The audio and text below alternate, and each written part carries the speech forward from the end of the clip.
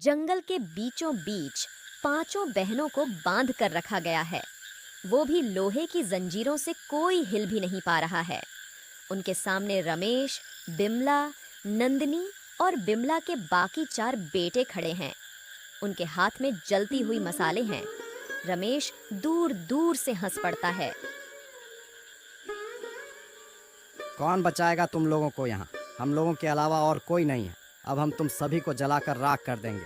ये बोलकर वो उनके चारों तरफ आग लगा देते हैं और जोर जोर से हंसने लगते हैं। अब तुम लोग हमें रोक नहीं पाओगे। अब क्या होगा? क्या पांचों बहनें बच पाएंगी? मगर इन लोगों के साथ ऐसा बर्ताव क्यों किया जा रहा है? आखिर किस काम से रोकने की बात हो रही है? यह जानने के लिए इस कहानी को शुरू से शुरू करना पड़ेगा। इस कहानी की शुरुआत होती है राधेगंज नाम के एक गांव से, जहां अंजलि, शेफाली, अनुराधा, माधुरी और पायल नाम की 5 बहनों का जन्म हुआ। पायल को जन्म देने के बाद उनकी मां का देहांत हो गया और कुछ ही दिन बाद उनके पिता भी चल बसे। उन 5 बहनों में से अंजलि सबसे बड़ी थी, इसलिए अंजलि ने ही काम करके सबका पेट भरने की जिम्मेदारी अपने कंधों पर ली। मगर एक छोटी सी बच्ची को कौन काम देगा? इधर उधर घूमने के बाद भी अंजलि को काम नहीं मिला। आज भी मुझे कोई काम नहीं मिला। आज भी हम सबको भूखा सोना पड़ेगा। कोई बात नहीं दीदी, हम भूखे ही सो जाएंगे। आप उदास मत हो। हम दोनों तो सो जाएंगे शेफाली, लेकिन बाकियों का क्या होगा? ये पायल तो इतनी छोटी है, उसे तो कुछ पता भी नहीं है। दीदी मुझे लगता है हमें ऐसे कोई काम नहीं देगा। हम छोटे हैं, हमसे क्या ही काम करवाएगा कोई। इससे अच्छा हम कुछ और करते हैं। और क्या करें शेफाली? आज गांव के लोग आपस में बातें कर रहे थे कि गांव में एक बहुत बड़ा जादूगर आने वाला है और जादू देखने के लिए टिकट लेना पड़ेगा। एक टिकट की कीमत 100 रुपए है। हम भी तो जादू सीख सकते थे। जादू सीखकर सभी को दिखाएंगे और पैसा कमाएंगे। हाँ, ये तूने सही कहा शेफाली। इसके बाद अंजलि ने खुद से ही खुद जादू का करतब करना सीख लिया और इधर उधर घूमकर लोगों को दिखाने लगी। जादू का खेल तो सबको पसंद होता है, इसीलिए जादू देखने के बाद सब लोग अंजलि को पैसे भी देने लगे। उन पैसों से अंजलि घर चलाने लगी। ऐसे ही समय बीतता गया, सभी बड़े होने लगे और 5 बहनें मिलकर जादू का खेल दिखाने लगी। यह करते करते 5 बहनें जवान हो गई। दिन भर 5 बहनें यहाँ वहाँ घूमकर जादू का खेल दिखाती और शाम को घर लौटकर सभी अंजलि को सारे पैसे दे देती हैं। 5 के बीच बहुत प्यार होता है। ये लीजिए अंजलि दीदी, आज जादू का खेल दिखाकर बस इतना ही हो पाया है। आज मेरा भी ज्यादा नहीं हुआ। कोई बात नहीं, हर रोज एक जैसा थोड़ी होता है। हम 5 ऐसे ही एक साथ रहेंगे और सारा सुख दुख एक साथ बांट लेंगे। तभी वहाँ पर गांव के मुखिया जी आते हैं। अरे मुखिया जी, आप यहाँ आइए, बैठिए ना। बोलिए क्या बात है?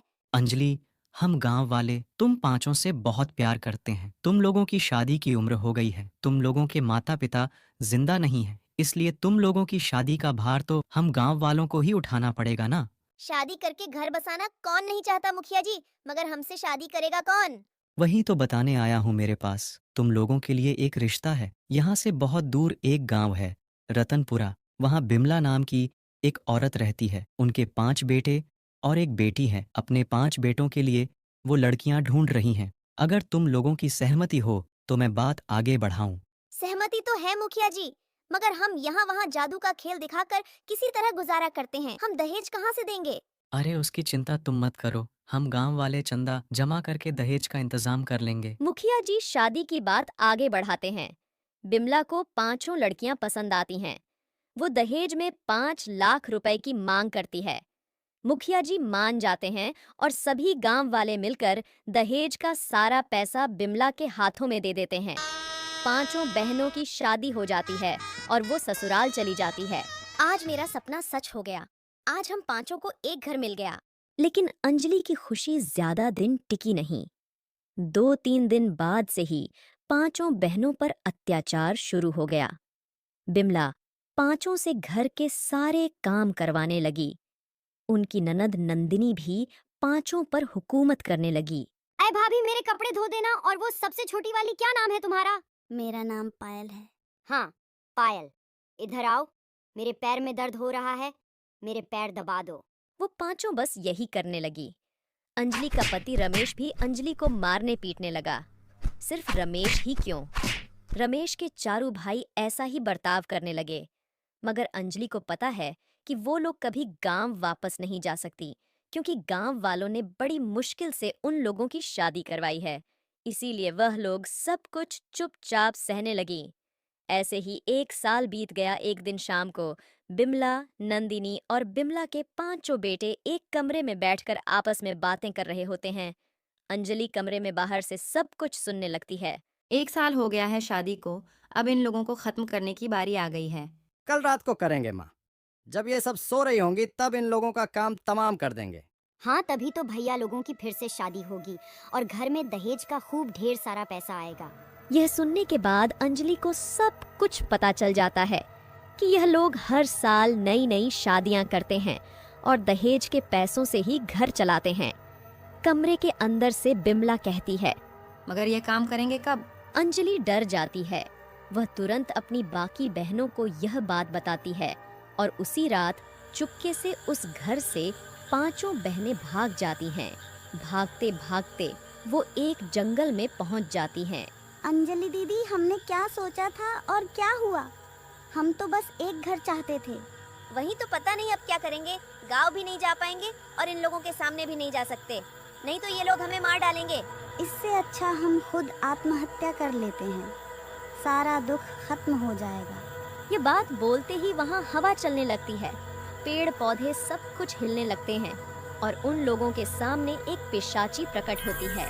इस जंगल में यह काम गलती से भी मत करना, नहीं तो मेरी तरह इस जंगल में ही हमेशा हमेशा के लिए भटकती रहोगी।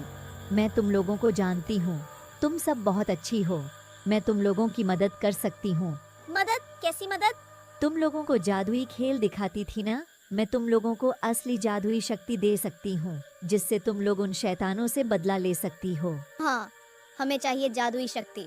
ठीक है, अंजलि तुम सबसे शक्तिशाली बनोगी, सैफाली तुम आग से ज्वाला निकाल सकूंगी, अनुराधा तुम पानी निकाल सकूंगी, माधुरी तुम जितनी मर्जी लंबी हो सकूंगी और पायल तुम एक चुटकी में कहीं भी पहुंच सकोगी। ये बोलकर वो पिशाचिन गायब हो जाती हैं। 5 में जादुई शक्ति आ जाती है। तो चलो अब उन लोगों से बदला लेते हैं। पता नहीं उन लोगों ने कितनी सारी लड़कियों का सर्वनाश किया है, अब और नहीं करने देंगे। यह बोलकर पायल अंजलि का हाथ पकड़ती है, अंजलि शेफाली का, और इसी तरह सभी एक दूसरे का हाथ पकड़ लेते हैं और पायल सभी को लेकर एक चुटकी में वहाँ से गायब हो जाती है। वो लोग बिमला के घर के सामने आ जाते हैं। वाह, ये शक्ति तो कमाल की है। तभी वहाँ रमेश घर के बाहर आ जाता है। अच्छा, तो तुम लोग मरने के लिए आ गए? हाँ, मरोगे तो तुम लोग, हम लोग बदला लेने आए हैं। जरा जरा पीछे मुड़कर तो देखो। 5 मुड़कर देखती हैं और तभी बिमला, नंदिनी और बाकी 4 लड़के एक एक डंडा लेकर उन लोगों के सिर पर मारते हैं। वो लोग बेहोश हो जाती हैं। 5 को जब होश आता है तब वो सब देखती हैं कि उन लोगों को जंगल के बीचों बीच बांध कर रखा गया है। वो भी लोहे की जंजीरों से कोई हिल भी नहीं पा रहा है। उनके सामने रमेश, बिमला, नंदिनी और बिमला के बाकी 4 बेटे खड़े हैं। उनके हाथ में जलती हुई मशालें हैं। रमेश जोर जोर से हंस पड़ता है। कौन बचाएगा तुम लोगों को? यहाँ हम लोगों के अलावा और कोई नहीं है। अब हम तुम सभी को जलाकर राख कर देंगे। ये बोलकर वो लोग चारों तरफ आग लगा देते हैं और जोर जोर से हंसने लगते हैं। अब तुम लोग हमें रोक नहीं पाओगे।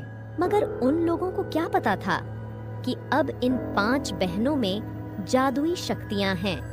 अनुराधा तभी मुंह से पानी निकालकर आग बुझा देती हैं। वो लोग चौंक जाते हैं। अंजलि अपनी शक्ति का इस्तेमाल करके लोहे की जंजीर तोड़ देती है और बाकियों की जंजीर भी तोड़ देती है। अरे बाप रे, ये लोग तो चुड़ैल है, भागो भागो। वह लोग भागने लगते हैं और जंगल में खो जाते हैं। इन लोगों को मैं ढूंढ कर लाती हूँ। माधुरी बहुत लंबी हो जाती है।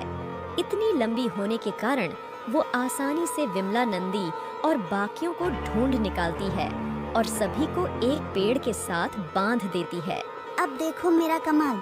शेफाली अपने हाथों से आग निकालती है और उस आग में सभी चलकर राख हो जाते हैं। 5 बहनों को इंसाफ मिलता है। वह लोग बहुत खुश होती हैं। ये लोग अब और किसी भी लड़की का सर्वनाश नहीं कर पाएंगे। इसके बाद पांचों बहनें जंगल में इस शांति से बस जाती हैं और खुशी खुशी जिंदगी व्यतीत करने लगती हैं।